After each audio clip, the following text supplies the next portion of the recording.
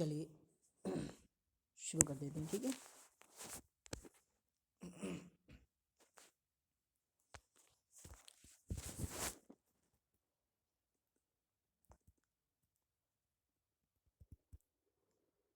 ठीक है ठीक है ठीक है, मैंने वो फाइल भेज दी है। अभी मैं यहाँ पर बताता हूँ आपको क्या क्या हो गया है और क्या क्या हम लोगों का बाकी है।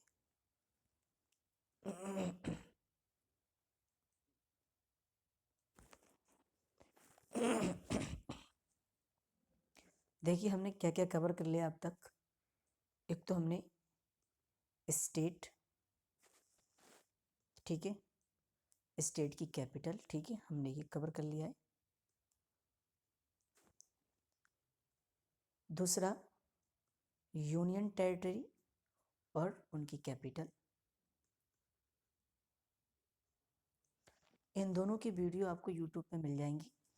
आप जब ऐप में देखेंगे तो वहीं पर वीडियो आपको मिलेंगी जो कि यूट्यूब पर खुलेंगी, ठीक है। जो न्यू है वो यहाँ से देख लें, स्टेट की, यूनियन टेरिटरी की। और तीसरा हमारा है इसके साथ साथ स्टेट की जो लैंग्वेज हैं अलग अलग, उसमें स्टेट में जो अलग अलग लैंग्वेज बोली जाती हैं वो भी आपको यूट्यूब पे इतना मिल जाएगा।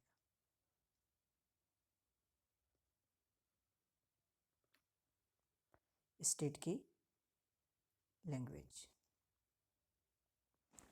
उसके बाद हमने क्या किया था,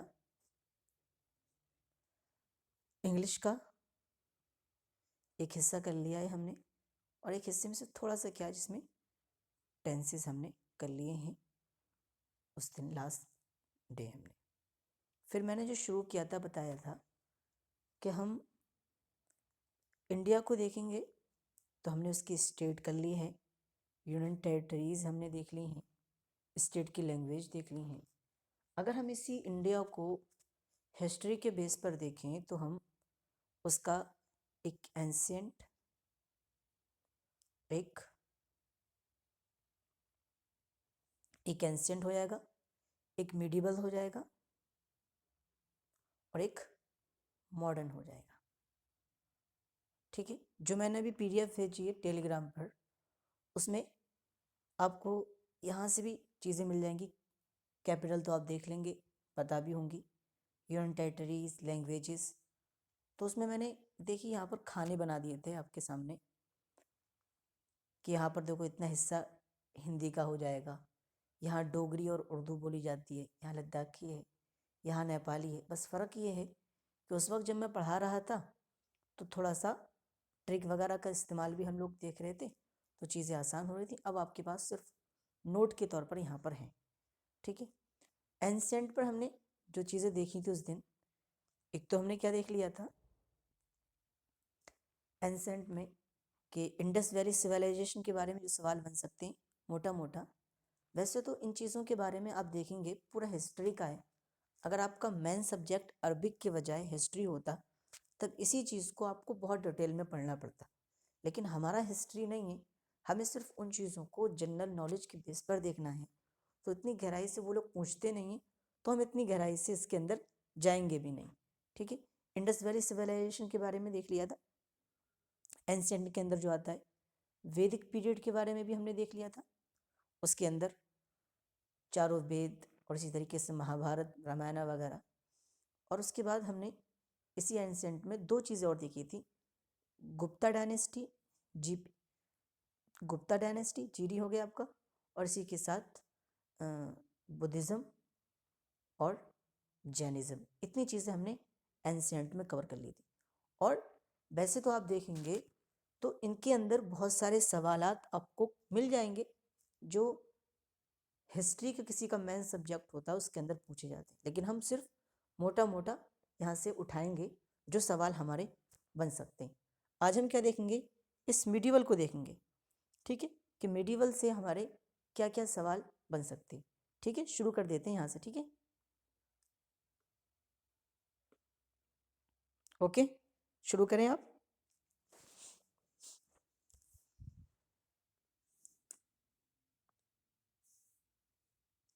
जिस, जी जी जी, ये सब एंसेंट में आता है, ठीक है।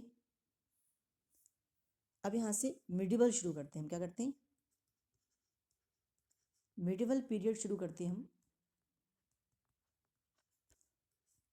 इसको मैं एक तो आप लोग अपनी तरफ से नोट बनाते रहें, और जिस तरीके से मैं इस पर समझाता हूँ उस तरीके से चीज़ें आपको यहाँ पर मिल जाएंगी, ठीक है। तो ये जो मैं जिस पर लिख रहा हूँ, टाइप करके लिख के दिखा रहा हूँ, तो इसकी मैं PDF आप लोगों को ग्रुप पे भेज दूंगा, ताकि कुछ छूट जाए तो इससे आप लोग इससे अपना कवर कर लें। जब हम मिडिवल दौर की बात करते हैं,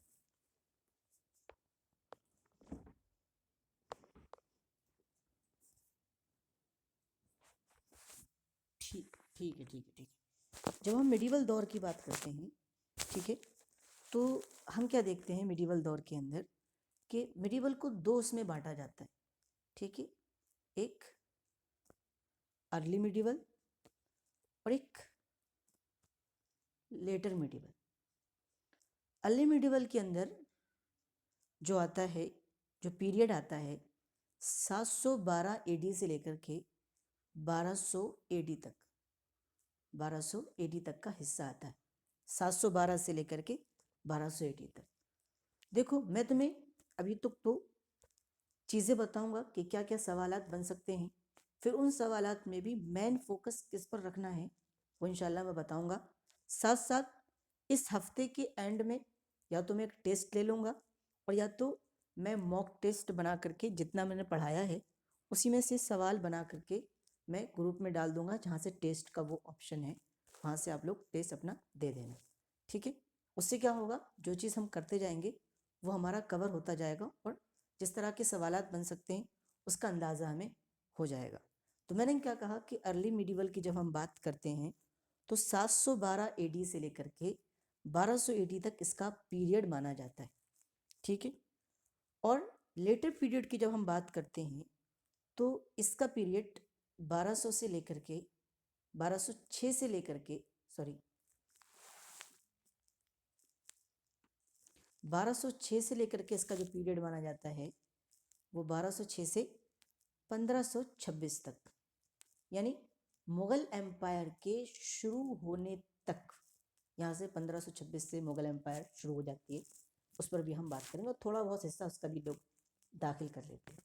जब हम मिडिवल को कवर कर लेंगे, जैसे हमने एंसेंट का मोटा मोटा देखा, इसका भी ऊपर का देखेंगे, और इसमें मैं बताऊंगा कि किस चीज़ पर हमें फोकस करना है।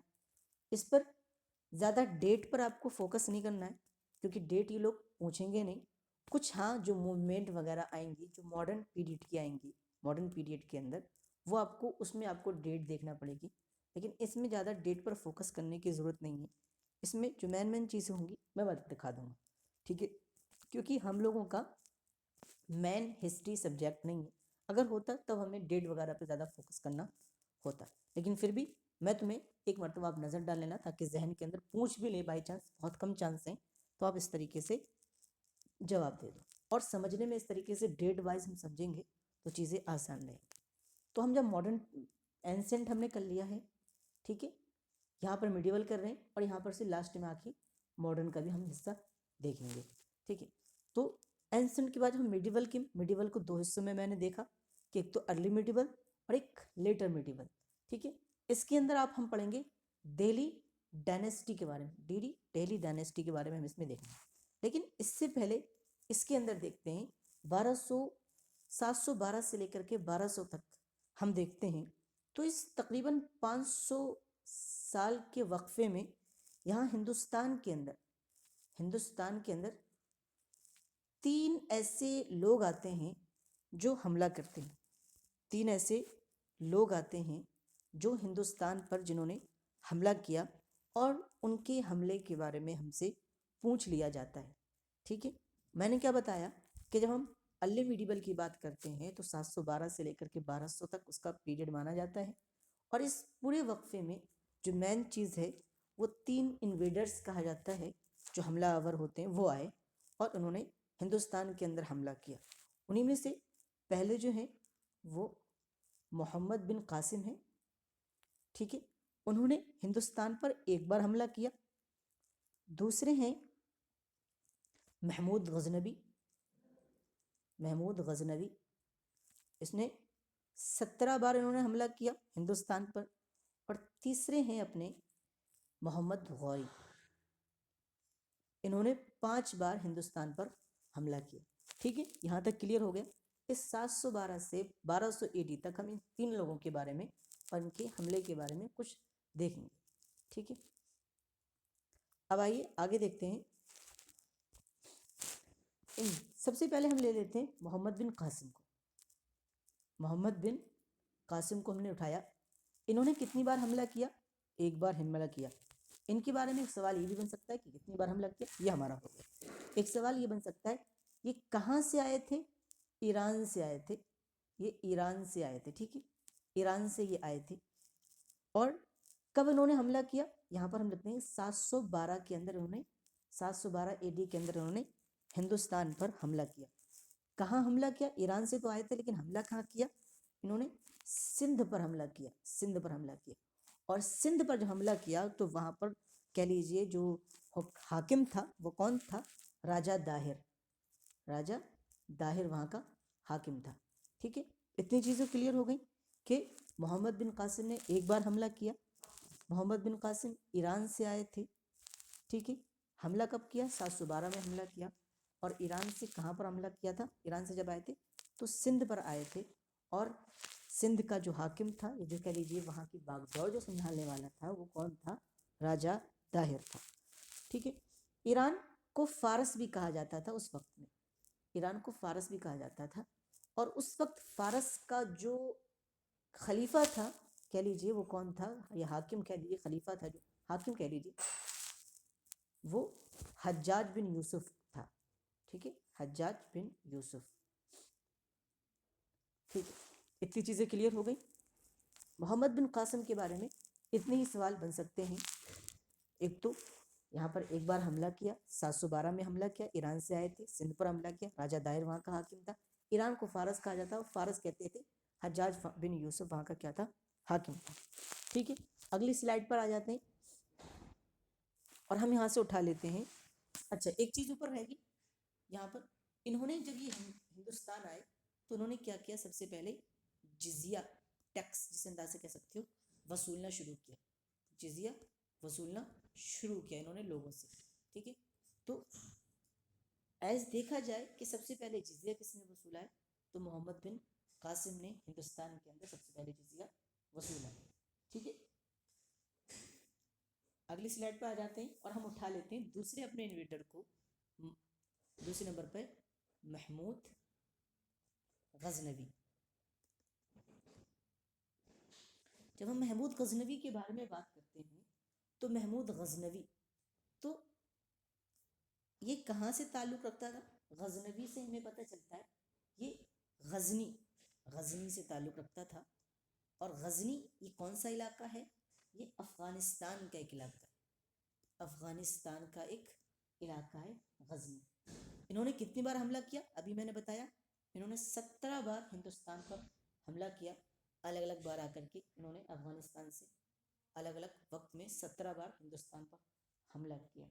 और इनकी अलग अलग वहाँ के जो कह लीजिए राजा वगैरह थे, उनसे इनकी क्या होती है? अलग अलग उसमें लड़ाई इनसे होती है, राजा से, या जो उस इलाके का जो संभालने वाला बंदा था उससे इनकी लड़ाई होती थी। गजनी, ठीक है, गजनी से आया, जो कि अफगानिस्तान का एक इलाका है। ये किसका बेटा था? महमूद गजनवी। गजनी के ही अंदर जो हुक्मरानी थी वो इनके बाप के पास थी। और इनके बाप का नाम क्या था? सुबुक्तगीन। सुबुक्तगीन, ठीक है, सुबुक्तगीन। महमूद गजनवी 17 बार हमला किया। आया कहाँ से था? गजनी से आया था। और किसका बेटा था? गजनी के ही हाकिम या हुक्मरान जो थे सुबुक्तगीन, उनका क्या था? ये बेटा था। इसने 1001 से लेकर के 1027 तक अपने जो 17 हमले इस पीरियड के अंदर इसने किए। 1001 से लेकर के 1027 तक इसने हमले किए। अलग अलग इस पर इनकी लड़ाई होती है और नतीजा अलग अलग होता है, उस पर हमें जाने की ज़रूरत नहीं। इसका जो एक हमला है इन 17 हमलों में से, उसका एक हमला है सोमनाथ मंदिर पर। जी,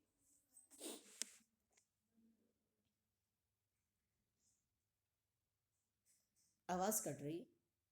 इलाका, इसके अलग अलग कहते हैं, इसने अलग अलग इलाके पर आकर के अफगानिस्तान से आए, तो अफगानिस्तान से जो उसके करीब करीब इलाके थे, तो उस करीब इलाकों पर इसने हमला किया। अलग अलग वक्त में अलग अलग जगहों पर इसने हमला किया। ठीक है। सोमनाथ मंदिर पर इसके 17 हमलों में सोमनाथ मंदिर पर इसका हमला था एक। ठीक है, जैसे यहाँ पर जगह मिल गई तुम्हें सोमनाथ, अलग अलग हमले होंगे तो अलग अलग जगह भी आपको पता चल जाएंगे। सोमनाथ मंदिर पर इसका हमला होता एक बार, जो कि कब हुआ था? 1025 के अंदर ये हमला हुआ था। इसने ये हमला किया था। तो महमूद गजनवी के बारे में आपने क्या देखा कि महमूद गजनवी गजनी से आया था, जो कि अफगानिस्तान का एक इलाका है। सुबुक्तगीन का बेटा था। इसके टोटल हमले 17 थे। 1027 के पीरियड के अंदर अंदर 1001 से 1027 तक के पीरियड के अंदर इसने अपने सारे हमले किए। सोमनाथ मंदिर पर भी इसने क्या किया? सोमनाथ मंदिर पर भी इसका एक हमला था, जो कि 1025 के अंदर इसने हमला किया था। ठीक है, अगली स्लाइड पे हम देख लेते हैं। अपने तीसरे उसको ले लेते हैं, मोहम्मद गौरी। ठीक है, मोहम्मद गौरी, इसके बारे में हम देखते हैं। तो इसने टोटल कितने हमले किए? मैंने बताया इसने टोटल 5 हमले किए। टोटल इसने 5 हमले किए, और 5 हमलों की अलग अलग इसकी तफसीरें। इसमें 3 में ये जीतता है और 2 में ये हारता है। 3 ये विन करता है और 2 ये लॉस हो जाता है, इसमें हार जाता है। ठीक है, लेकिन उसमें से हमें सिर्फ 2 को देखना है इनमें से, जो कि इसके मैन है और जहाँ से सवाल बन सकता है। एक तो 1191 में और एक 1192 में। 1191 में जब ये इसने हमला किया, तो उसने कहाँ हमला किया? किसके किसके खिलाफ इसकी लड़ाई हुई? इसकी लड़ाई हुई पृथ्वीराज चौहान। पृथ्वीराज चौहान, PRC, पृथ्वीराज चौहान पर इसने हमला किया। और इस हमले का नाम क्या रखा जाता है? Battle of Tarain. ठीक है, तरायन नाम सुना होगा। तरायन की फर्स्ट जंग, फर्स्ट बैटल ऑफ ट्रायन इसे कहा जाता है। 91 से आप याद रखना, एक यहाँ पर है तो फर्स्ट बैटल ऑफ ट्रायन। ठीक है, ये इनकी फर्स्ट बैटल थी। और दूसरा हमला भी इसने किया 1992 में, इसी पृथ्वीराज चौहान के खिलाफ इसकी लड़ाई होती है। अच्छा, इस हमले में जो पहला हमला था, क्या चीज? पृथ्वीराज चौहान, पृथ्वीराज चौहान। ठीक है, लिख लीजिए पृथ्वीराज चौहान, पृथ्वीराज चौहान, PRC, राज चौहान। ठीक है, और इसमें ये क्या हो जाता है? हार जाता है। इसमें ये लॉस हो जाता है, इसको हार जाता है इसके अंदर। ठीक है, तो ये 1191 के अंदर इसका हमला था। ठीक है, इसने तकरीबन 5 हमले किए, जिसमें से 3 ये जीत जाता है, 2 हार जाता है। इसके हमलों में से सिर्फ हमें 2 हमले देखना है। और पहला जो इसका था, लड़ाई जिसकी जो थी, जिसे इसने 1191 में हमला किया, इसको फर्स्ट बैटल ऑफ तरायन भी कहा जाता है, जो किसके खिलाफ हुई थी? पृथ्वीराज चौहान के खिलाफ हुई थी। और इसमें ठीक है, इस मोहम्मद गौरी को क्या हो जाता है? इसके अंदर मोहम्मद गौरी को इसमें लॉस हो जाता है। ठीक है, हार जाता है इस जंग के अंदर। दूसरी जंग भी इसे तरायन तरायन तरायन, ठीक है, मशहूर है। फर्स्ट बैटल ऑफ तरायन का नाम इसे दिया जाता है। दूसरी इसमें उसमें यह हार जाता है, फर्स्ट में हार जाता है। ठीक है, और सेकंड बैटल, जाहिर सी बात है 92 से यहाँ से तुम सेकंड बैटल, डेट में कंफ्यूजन भी नहीं होगी। 91 से फर्स्ट बैटल ऑफ तरायन, 92 से सेकंड बैटल ऑफ तरायन। इसके अंदर भी इसकी लड़ाई पृथ्वीराज चौहान से होती है, और इसको सेकंड बैटल ऑफ तरायन कहा जाता है। और इसके अंदर ये क्या हो जाता है? जीत जाता है। इसके अंदर इसकी जीत हो जाती है और ये पृथ्वीराज चौहान को शिकस्त दे देता है। इतना क्लियर हो गया? तो यहाँ से हमारे जो 3 इन्वेडर हैं, जिन्होंने 712 से लेकर के 1200 के पीरियड के अंदर जिन्होंने हमला किया, उनके बारे में हमने इतनी मालूमात अगर हमें पता लगी तो इंशाल्लाह इसी से ही पूछा हो जाएगा, अगर पूछेंगे। ठीक है, उसके बाद हम आते हैं, क्या चीज़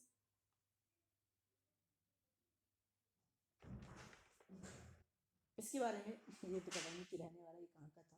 मोहम्मद गौरी, गौर शायद एक इलाका है, ध्यान नहीं आ रहा, ये भी बाहर से आया था और एक इलाके से आया था, शायद ये गौरी से इसका कुछ इलाके का नाम है। ठीक है, ठीक है, मैं बताता हूँ आपको बाद में, ठीक है, कहाँ से आया था। इतनी चीज़ें क्लियर हो गई।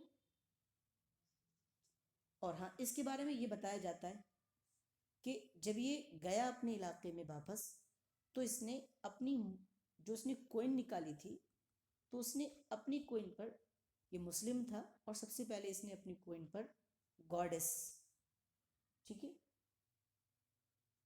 उनकी मूर्ति, यानी भगवान जो उनके होते हैं हिंदुओं के, उन्हीं में से जो फीमेल होती हैं, ठीक है, भगवानों में, उनकी इसने क्या की थी, अपनी कोइन पर मूर्ति लगाई थी, ये सोच करके कि देखो ये लक्ष्मी है।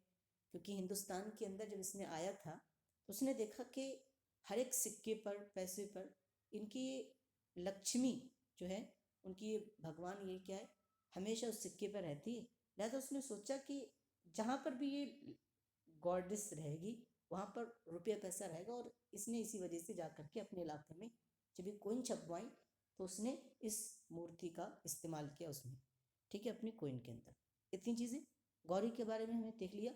5 हमले किए थे, उसमें से 3 जीत गया था, 2 हार गया था। उसमें से हमें क्या ध्यान रखना है, सिर्फ 2 हमले देखना है, 1191, 1192। 1191 में जब उसने पृथ्वीराज चौहान के खिलाफ जंग की, ठीक है, तो कहाँ पर की, इसको नाम क्या दिया जाता है, फर्स्ट बैटल ऑफ तरायन का नाम दिया जाता है, और उसमें ये हार जाता है। और फिर उसके बाद अगले साल आता है 1192 में सेकेंड बैटल ऑफ तरायन इसे कहा जाता है, इसमें ये जीत जाता है। और फिर अपने इलाके में जब ये जाता है तो वहाँ पर ये अपनी कोइन पर, जो उसने कोइन चालू की थी, उसके अंदर गॉडेस की मूर्ति छपवाता है, ठीक है। उसके बाद हम आ जाते हैं कहाँ पर, अफगानिस्तान से ना, गौर के इलाका ना, ठीक है, शुक्रिया, अफगानिस्तान का यहाँ पर लिख लेते हैं, अफगानिस्तान से आया था,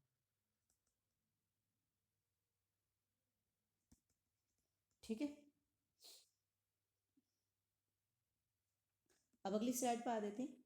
मैंने क्या कहा, ये पूरा 1200 तक का पीरियड था, 712 से लेकर। अब उसके बाद से हम देखते हैं 1206 से, जिसे लेटर डायनेस्टी कह सकते, लेटर मिडिवल भी कह सकते हो दूसरे अंदाज से, जहाँ से दिल्ली सल्तनत की शुरुआत होती है 1206 से 1526 तक, दिल्ली डायनेस्टी, ठीक है। दिल्ली डायनेस्टी की 1206 से शुरुआत होती है और कहाँ तक ख़त्म चलती है, इसका जो एंड रहता है वो 1526 तक, 1526 तक, जहाँ से मुग़ल की शुरुआत हो जाती है, ठीक है। जब हम दिल्ली डायनेस्टी की बात करते हैं तो आप पीछे देखें, गौरी की हमने बात की थी ना, इसी गौरी का, इसी मोहम्मद गौरी का एक कमांडर था, मोहम्मद गौरी का एक कमांडर था जिसका नाम था कुतुबुद्दीन ऐबक, कुतुबुद्दीन ऐबक, ठीक है। ये गुलाम भी था, फिर इसने शायद इसको आज़ाद कर दिया था। और इस कुतुबुद्दीन ऐबक को जब ये मोहम्मद गौरी मर जाता है तो यही सारी चीज़ें संभालता है, और ये 1206 के अंदर ये अपनी स्लेव डायनेस्टी का क्या करता है, शुरुआत करता है। उससे पहले जब हम दिल्ली डायनेस्टी की बात करते हैं तो हमें मालूम होना चाहिए कि दिल्ली डायनेस्टी के अंदर, दिल्ली सल्तनत के अंदर टोटल जितने लोगों, जितनी डायनेस्टी ने, जितनी जितनी सल्तनतों ने इसके अंदर हुकूमत की, वो टोटल कितनी है, 5 है। टोटल 5 सल्तनतें ऐसी हैं जिन्होंने इस 1206 से लेकर के 1526 के अंदर, जो दिल्ली डायनेस्टी जिसे कहा जाता है, इसके अंदर जो हुकूमत की, वो 5 टोटल डायनेस्टी हैं जिन्होंने की। और उनके नाम आप देखें कि सबसे पहले पे स्लेव, ठीक है, स्लेव डायनेस्टी, जिसका पीरियड हम देखते हैं कि 1206 से लेकर के 1290 तक इसका पीरियड रहता है। उसके बाद स्लेव डायनेस्टी की ख़त्म होने के बाद आती है खिलजी, खिलजी, खिलजियों की हुकूमत आती है। फिर इनका पीरियड 1290, यहीं से 90 से क्या हो जाता है, इनका शुरू होता है और 1320 तक रहता है। उसके बाद हम देखते हैं तीसरे नंबर पे तुगलक, तुगलक डायनेस्टी आती है, जिसका 1320 से लेकर के 1414 तक इसका पीरियड रहता है। आप इन सब पे ज़्यादा फोकस ना करें, लेकिन हल्का सा ध्यान में रख ले तब भी चल जाएगा, क्योंकि बहुत कम चांस है जिसमें ये लोग उसके बारे में पूछ लें, डेट के बारे में। ठीक है, सिर्फ जो मैन हमले हैं जैसे पूछ सकते हैं, ये कुछ मैन जंगें हैं, ठीक है, उनके बारे में उनकी डेट पूछ सकते हैं। ठीक है, या कुछ मूवमेंट हैं जो हमें आगे चल करके मॉडर्न दौर के अंदर मिलेंगी, वो कब हुई, ठीक है, उनके बारे में ये लोग डेट के साथ पूछ सकते हैं, वरना ये इस तरह से डेट के बारे में बहुत मुश्किल पूछेंगे। उसके बाद तुगलक के बाद आते हैं सैयद, इनकी इनकी शुरुआत होती है, और ये 1414 से इनका चलता है 1450 तक। उसके बाद 5वें नंबर पर जो आते हैं लोधी डायनेस्टी आती है, और इनका 1451 से चलता है 1526 तक। ठीक है, 1526 तक। इन्हीं के बारे में हम जल्दी से देख लेते हैं, हर एक के बारे में, और जिससे सवाल बनते हैं उसके हम देखते हैं। मैंने क्या कहा था कि जो मोहम्मद गौरी था, इसी का क्या था, एक गुलाम था, कह लीजिए कमांडर भी था, गुलाम भी इसका था, फिर इसने आज़ाद कर दिया था। कमांडर था इसी की इस फौज के अंदर। तो कुतुबुद्दीन उसके ऐबक था। जब मोहम्मद गौरी ख़त्म हो जाता है तो यही गुलाम वंश की स्लेव डायनेस्टी की शुरुआत करता है। स्लेव डायनेस्टी, इस स्लेव डायनेस्टी की जब हम बात करते हैं तो इसको ममलूक भी कहा जाता है, ममलूक सल्तनत भी कहा जाता है, गुलाम वंश भी इसे कहा जाता है। ठीक है, गुलाम वंश भी इसे कहा जाता है।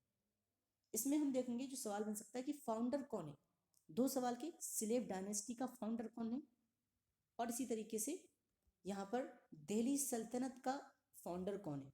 तो हम कहेंगे कुतुबुद्दीन ऐबक ही क्या है, दिल्ली सल्तनत का है, और कुतुबुद्दीन ऐबक ही क्या है, गुलाम वंश का एक स्लेव डायनेस्टी का ये फाउंडर होता है।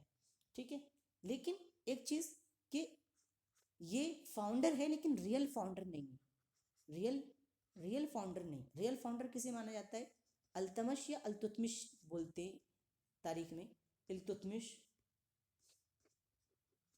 उसे माना जाता है। ठीक है, कि रियल जो कुतुबुद्दीन ऐबक के दूसरे नंबर पर आता है इल्तुतमिश, ठीक है, उसे रियल फाउंडर माना जाता है, और रियल सुल्तान भी उसे माना जाता है। वजह क्या है, वजह यह है कि कुतुबुद्दीन ऐबक जो था, हम किसकी बात कर रहे हैं, हम दिल्ली डायनेस्टी की बात कर रहे हैं। मतलब ये कि वो लोग जिन्होंने दिल्ली के अंदर हुकूमत की, उसी पर उसी को वो बनाया अपना, वो बनाया अपना कैपिटल, उसको बनाए रखा। ठीक है, तो सबसे पहले इसने क्या बनाई थी, लाहौर को अपनी कैपिटल बनाई थी। इस वजह से इसे फर्स्ट रियल फाउंडर इसे नहीं कहा जाता है, और फर्स्ट सुल्तान इस वजह से नहीं कहा जाता है क्योंकि असल में जब मोहम्मद गौरी था ना, ये उसी का गुलाम था, उसी का कमांडर था, और उसकी बड़ी इज्जत करता था। तो उसके जाने के बाद इसने सुल्तान का लक़ब कभी इख्तियार ही नहीं किया, इस वजह से, और इसने कबूल ही नहीं किया कि इसे सुल्तान कहा जाए। इस वजह से फर्स्ट सुल्तान जिसे कहा जाता है, ये इल्तुतमिश को या अल्तमश को कहा जाता है। ठीक है, आगे चलते हैं। तो हम स्लेव डायनेस्टी में हमने देखा कि अगर नॉर्मल पूछेंगे हमसे कि कौन है, तो हम क्या कहेंगे, कुतुबुद्दीन ऐबक इसका फाउंडर है, कुतुबुद्दीन ऐबक इसका फाउंडर है।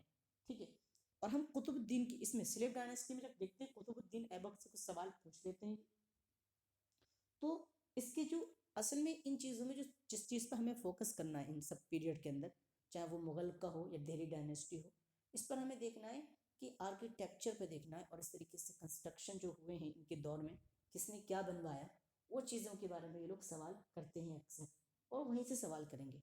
ठीक है, तो यहाँ से एक सवाल आया है शायद, first mosque in the India in the Delhi. ठीक है, फर्स्ट मॉस्क, फर्स्ट मस्जिद कह लीजिए, मॉस्क कह लीजिए, जो कि दिल्ली के अंदर जिसने बनवाई, उसका नाम क्या था।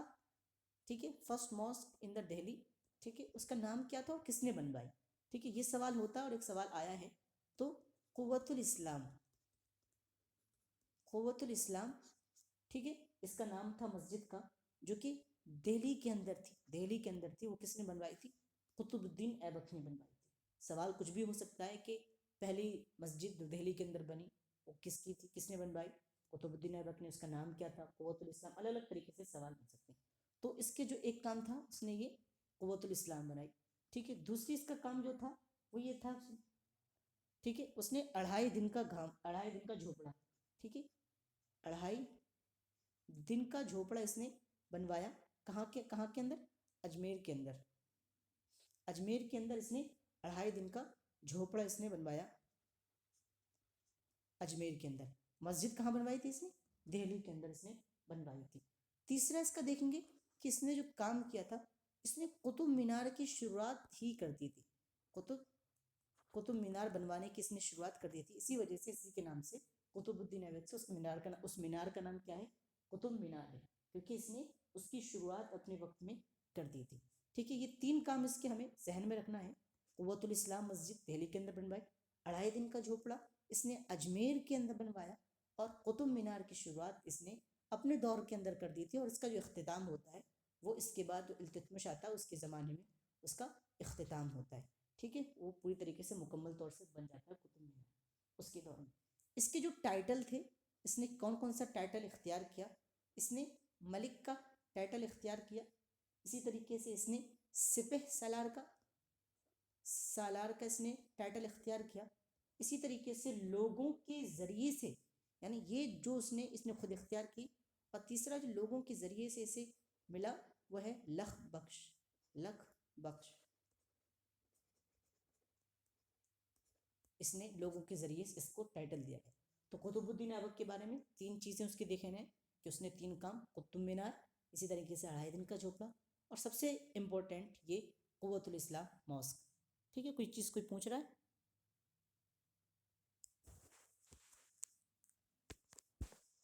अढ़ाई दिन का झोपड़ा, अब इसमें मैंने ज़्यादा ध्यान तो नहीं दिया है, लेकिन इसकी किताबों के अंदर जो जिस चीज़ के बारे में अक्सर सवाल होता है वो शायद ये कोई कह लीजिए इमारत है जिसके बारे में है। जिस तरीके से कुतुब मीनार है और इसी तरीके से कुव्वतुल इस्लाम है, ये इमारत है जिसके बारे में मुझे ज़्यादा पता नहीं है क्या है असल में। देख लेना आप लोग। ठीक है, ये मस्जिद है।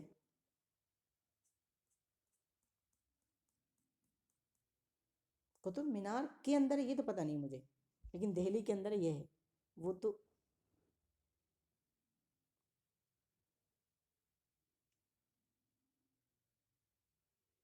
कुतुब मीनार के अंदर तो मुझे नहीं लग रहा, क्योंकि मैंने इसमें देखा ही नहीं। कुतुब मीनार के अंदर होती तो जिक्र कर देते ये मस्जिद कुतुब मीनार के अंदर है, अलग अलग जिक्र ही ना करते।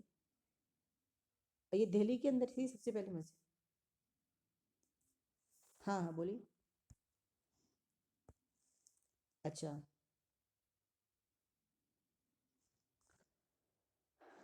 अच्छा अच्छा, ठीक है, देख लेना। तो ये 3 काम जो मुझे मेरी नज़र में थे, ठीक है, वो मैंने आपको बतला दिया। 3 लक़ब उसके जो थे, 2 उसको उसने खुद इख्तियार किए थे और तीसरा उसको मिला था। आइए जल्दी से देखते हैं उसके बाद।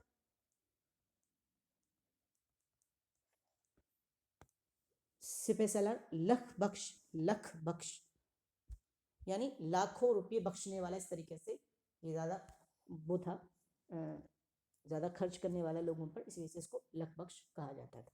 ठीक है, गरीबों पर खर्च किया करता था। उसके बाद इल्तुतमिश के बारे में देखते हैं। इल्तुतमिश के बारे में हम बात करते हैं तो मैंने आपको बताया कि इसी को रियल फाउंडर भी कहा जाता है,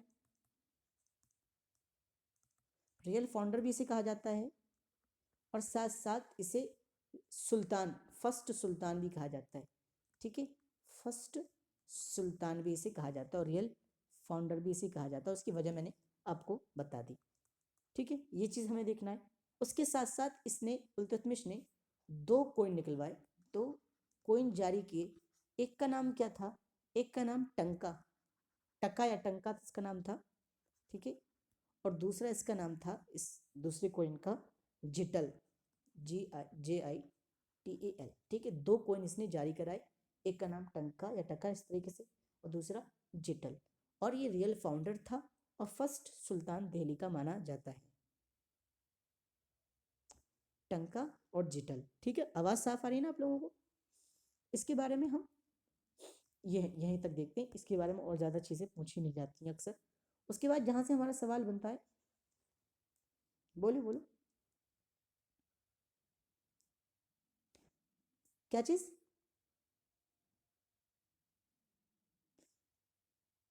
हम क्या हम क्या देख रहे हैं कि दिल्ली डायनेस्टी की हमने बात की, तो दिल्ली के ऊपर जिन 5 डायनेस्टी ने, 5 सल्तनतों ने अपना अलग अलग वक्त में इनकी रही कि पहले स्लेव आई, उसके बाद खिलजियों की आई, उसके बाद तुम्हारी तुगलक की आई, उसके बाद इसी तरीके से सैयद की आई और इसी तरीके से लोधी की आई।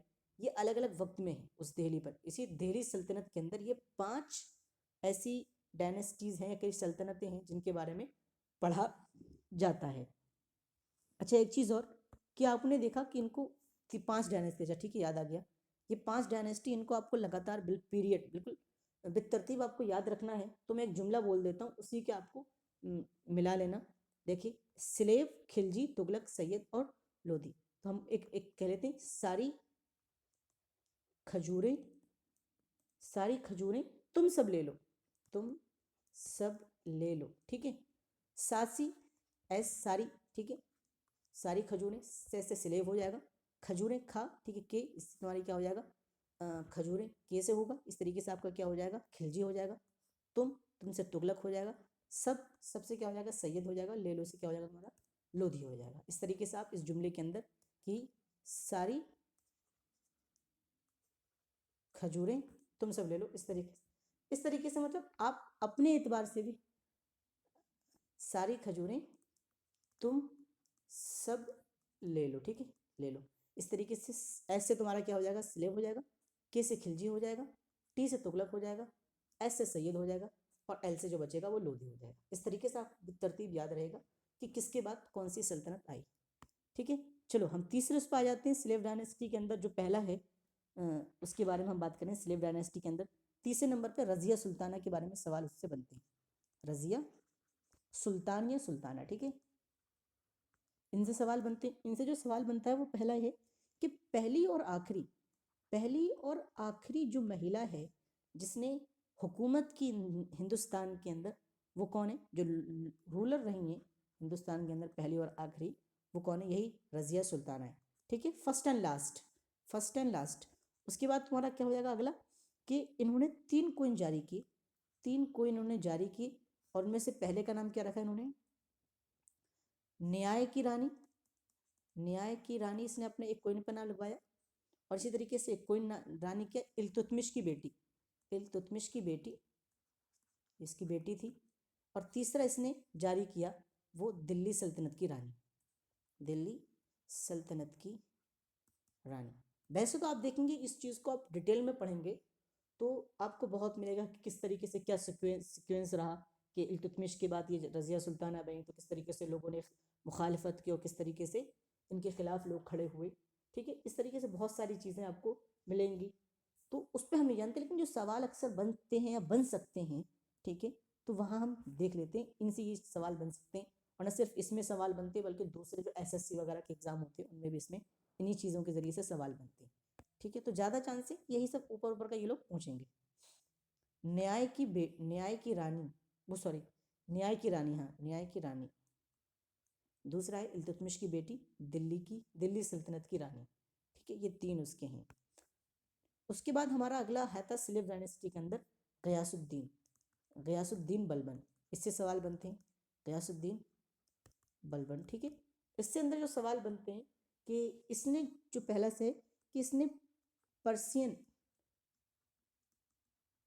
है, पर्सियन कल्चर को इसने अडॉप्ट किया, उसको उसने क्या किया, पर्सियन कल्चर को इसने यहाँ हिंदुस्तान के अंदर इंट्रोड्यूस किया, लागू किया, कह लीजिए इंट्रोड्यूस किया, अडॉप्ट किया, ठीक है। उसके बाद इसने एक कोइन निकाला, बलबनी कोइन, इसी के नाम से इसको याद करने की जरूरत नहीं पड़ेगी, बलबनी कोइन के नाम से इसने कोइन जारी किया। इसी तरीके से इसने एक त्योहार शुरू किया, नौरोज़ त्योहार के नाम से इसने नौरोज़ फेस्टिवल या त्योहार इसने जारी किया। इसी तरीके से चौथा इसने क्या किया, नौरोज़ त्योहार, ठीक है। आगे चल करके इसे मुगल दौर के अंदर एक बंदा आएगा वो उसको ख़त्म कर देगा, औरंगज़ेब, ठीक है, इसे ख़त्म कर देगा, वहाँ पर भी इसके तस्करा है। इसी तरीके से इसने सजदा और पैबोस इसने शुरू कराया। सजदा मतलब ये कि जो भी इसके दरबार में आएगा सजदा करेगा और फिर जो कोई भी इससे कुछ बात करना चाहेगा, गुफ्तगू करना चाहेगा, पहले इसके हाथ पाँव को चूमेगा।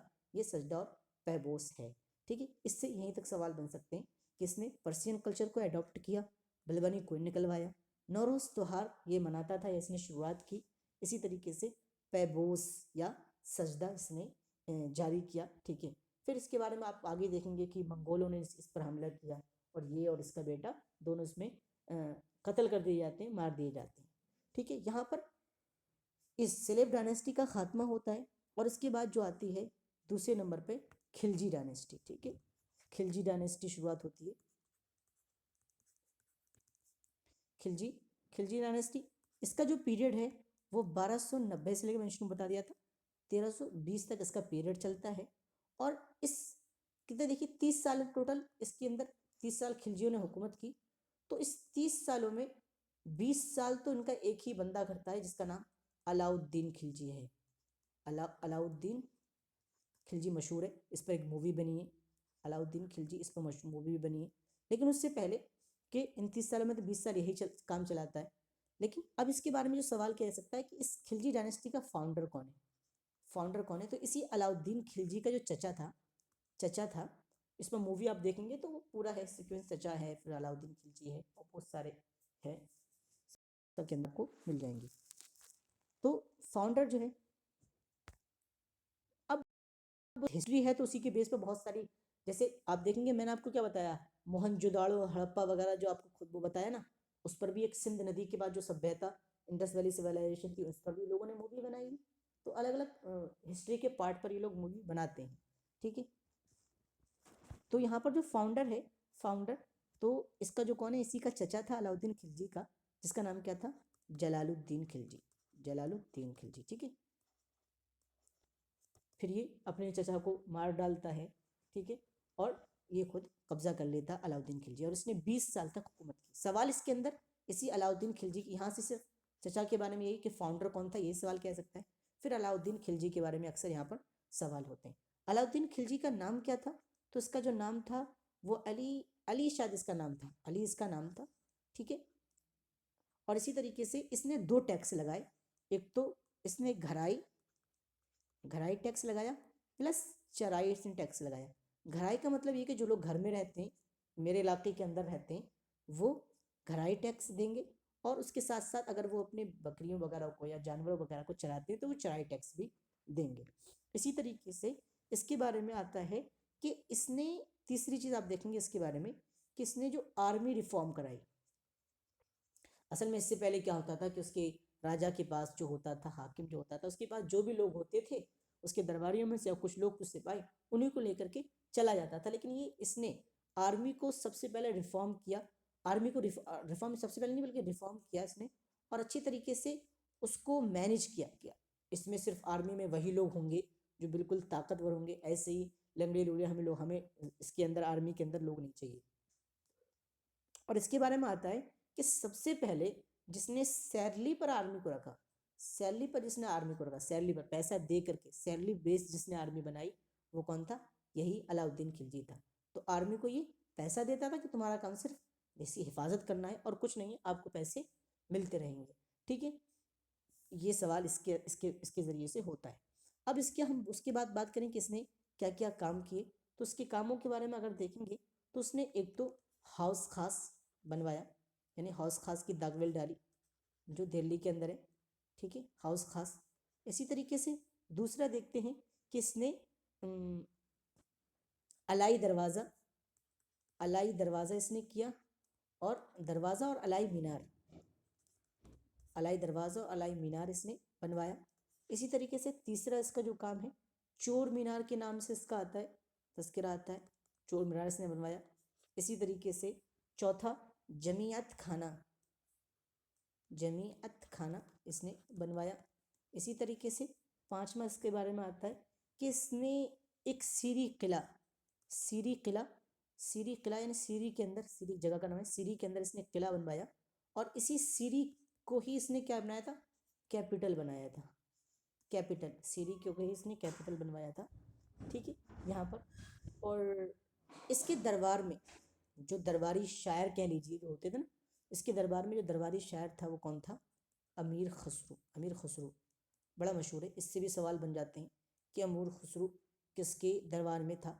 वैसे तो इसने टोटल 10 बादशाहों के यहाँ पर इसने काम किया, इससे पहले जो बलबन था उसके यहाँ पर भी इसने काम किया, ठीक है।